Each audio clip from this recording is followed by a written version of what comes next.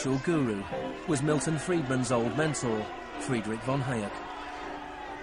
And just over a year later, Ronald Reagan was elected President of the United States. Both Britain and America were now ruled by unabashed Freemanites. Margaret Thatcher's program when she came in had 4 planks. Cut government spending, cut tax rates, reduce government ownership and operation of industries or regulation of industry, and have a moderate and stable monetary policy to bring down inflation. Within her first 3 years in office, unemployment doubled in parts of the economy, leading to waves of strikes. Thatcher's personal approval rating slumped to 25%. There were riots in Britain's major cities. Even Margaret Thatcher's admirers had their doubts. The economic performance of the Thatcher government has been mixed.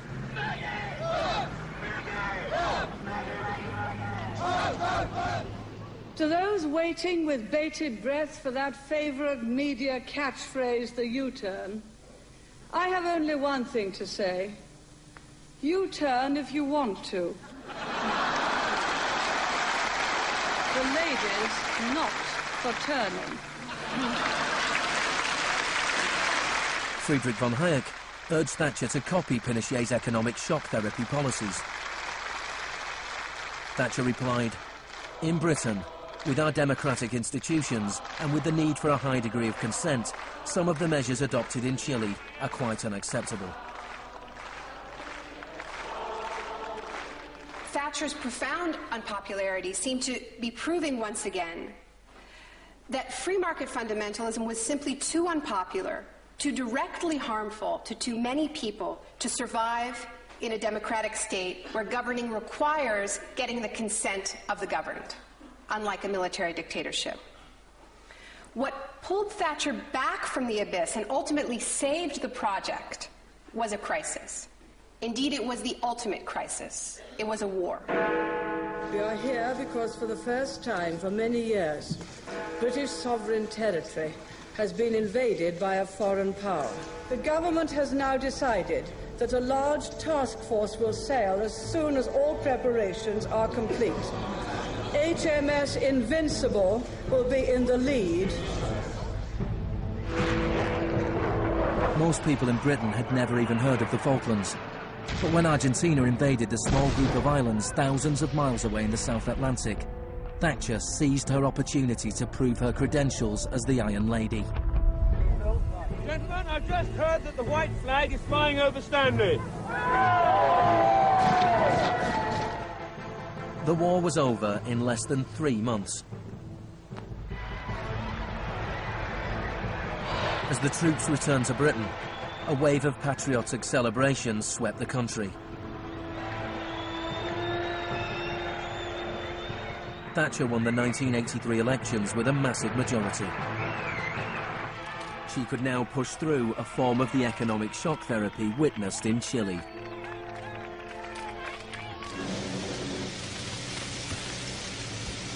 The most powerful union in Britain was the National Union of Mine Workers. When the National Coal Board tried to close pits down, the miners went on strike. Parts of central London are brought to a halt as thousands of miners and sympathizers march through the city in support of the miners' strike. It's Britain's longest and most bitter since 1926, and the most expensive ever. The strike lasted almost a year. Thatcher used every means at her disposal to destroy the union.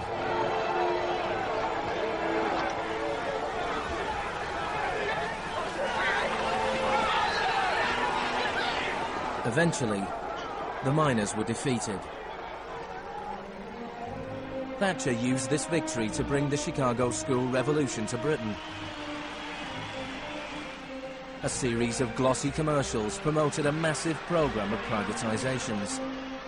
Thatcher sold off the steel industry, water, electricity, gas, telephones, airlines, oil.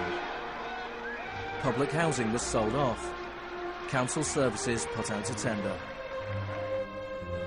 In 1986, financial and banking services were deregulated. It was called the Big Bang. No one here tonight needs reminding that the Big Bang is only a beginning. In Britain, before Thatcher, a CEO earned 10 times as much as the average worker. By 2007, they earned more than 100 times as much.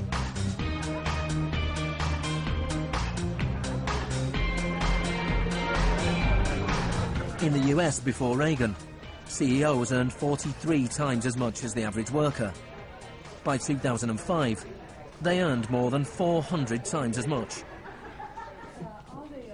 Friedman openly acknowledged the importance of Thatcher and Reagan in the spreading of Chicago school policies around the world. The coincidence of Thatcher and Reagan having been in office at the same time was enormously important for the public acceptance worldwide of a different approach to economic and monetary policy.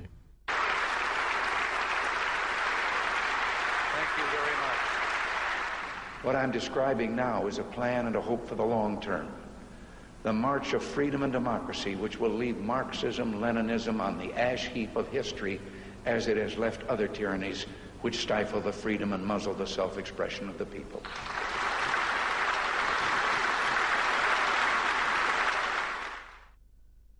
Now, we all know the fairy tale about the fall of communism, that the West under Reagan and Thatcher looked so prosperous to the people of the former communist bloc that they themselves demanded radical free market policies. Now, this really is a fairy tale. It is true that people who had been living under authoritarian communism genuinely wanted democracy, and it's also true that people wanted to be able to go out and buy blue jeans and have Big Macs. That is true. But that does not mean that they wanted the kind of Wild West capitalism of oligarchs gone mad and no social protections that so many Eastern Bloc countries actually ended up with and suffer under to this day. Thatcher had done everything she could to break the power of the unions in Britain. But in 1988, she went to Poland to show her support for the workers' union Solidarity. How do you see the process from where you are now to where you want to be? Strikes in Poland led to Solidarity being allowed to contest a general election in June 1989.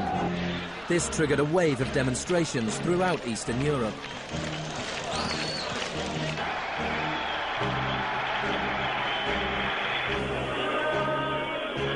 In the past, the Soviet Union had used military force to crush democratic movements.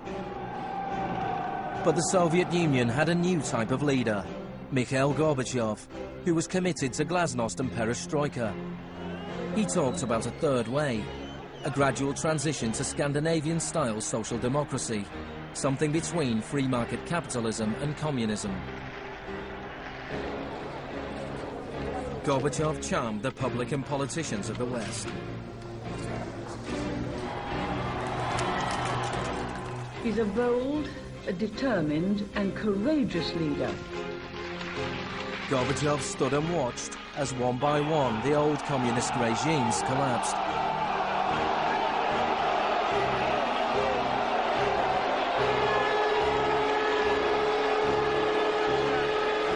At the end of the year, the most famous symbol of the division of Europe came tumbling down.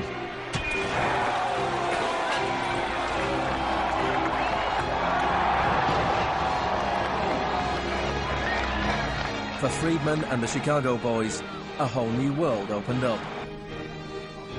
In the Soviet Union, Gorbachev was hoping to gradually reform the Russian economy. In 1991, Gorbachev was invited to the G7 summit in London. He was hoping for financial support for his gradual economic reforms. Instead, he was told that unless he embraced radical shock therapy, there would be no aid at all. That's not a little close. The next month, there was a coup attempt against him. A group of Communist Party hardliners placed Gorbachev under house arrest in his holiday home in the Crimea. Tanks surrounded the White House, the Russian parliament.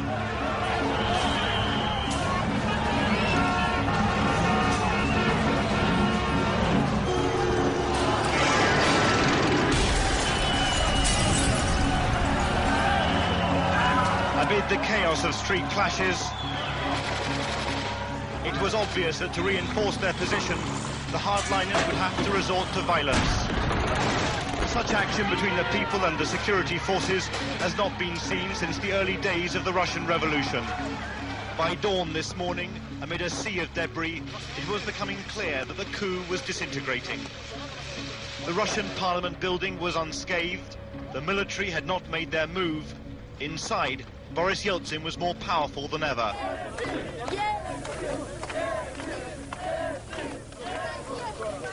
This was Yeltsin's finest hour.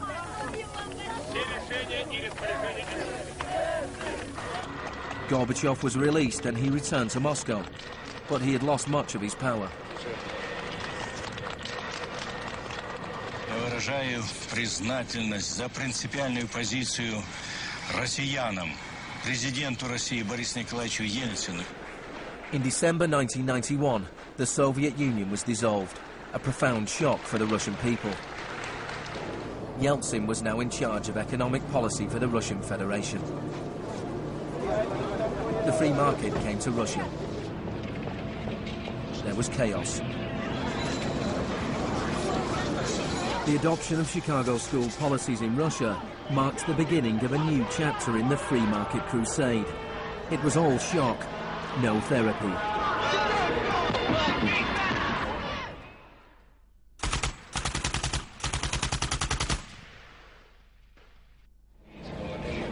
Despite the public efforts to promote popular capitalism, the reality was a small handful of businessmen made vast fortunes. State industries were sold off at bargain basement prices. The Russian press dubbed Yeltsin's advisors the Chicago Boys.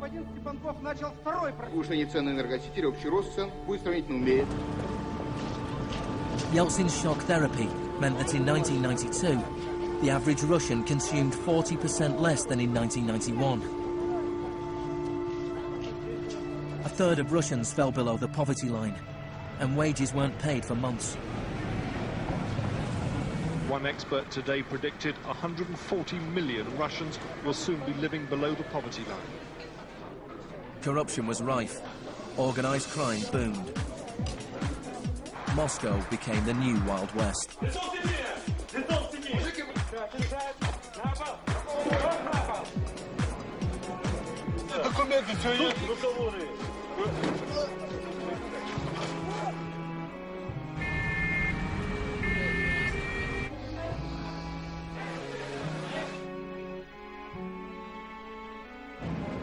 The majority of Russians opposed the Chicago Boys' radical vision for their country.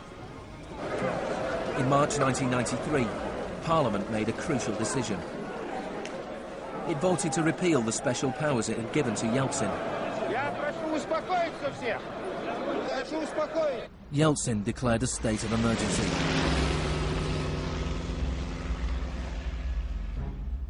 The Constitutional Court ruled that it was illegal.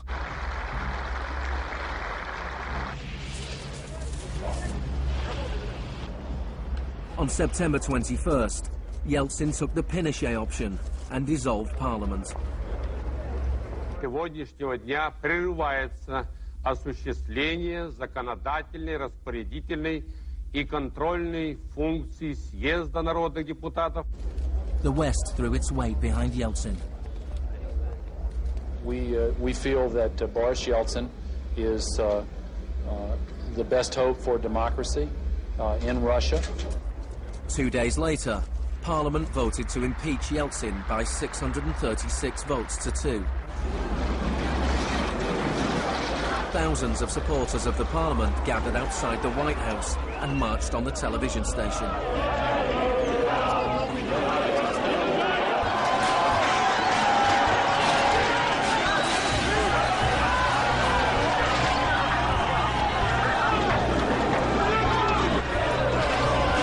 It looked like the supporters of Parliament were winning. Yeltsin flew back to Moscow from his holiday home. That night, 100 demonstrators were killed as the Yeltsin authorities